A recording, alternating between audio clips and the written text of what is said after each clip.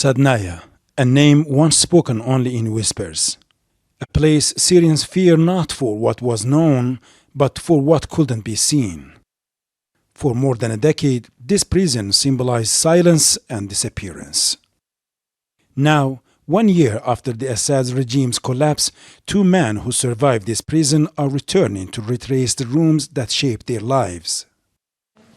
When you step here now, without fear, what comes to your mind?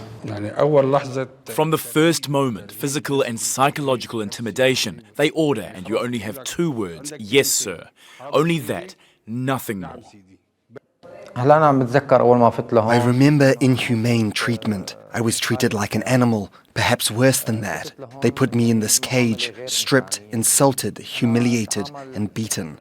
For both men, this courtyard was the first glimpse of Saydnaya when they arrived years ago.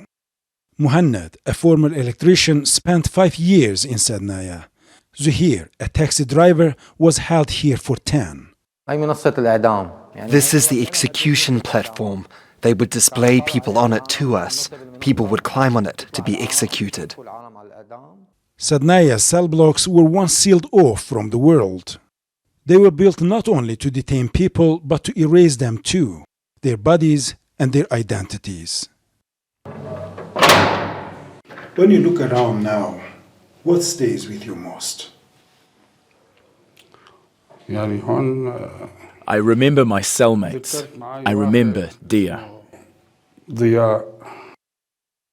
For years, human rights groups relied on testimonies to describe what happened here, calling Saydnaya a central pillar of Assad's machinery of repression. Both men spent years inside rooms like this, isolated from families, from sunlight, from the world outside Sednaya's high walls. These walls have suffered from us, and we have suffered from them. Cold, fear, death, the screaming of our friends who were tortured and killed. The upper level held detainees who had spent years underground without light. This is the cell I sat in as soon as I entered. An officer came and started beating me with a whip. I passed out there. They told me, get up. I couldn't stand. I thought I was done. I felt I was paralyzed.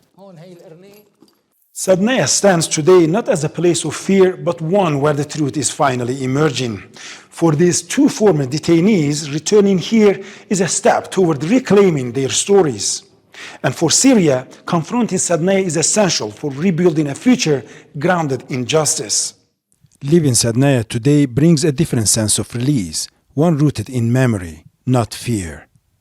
Resul Serdar, Jazeera, Damascus.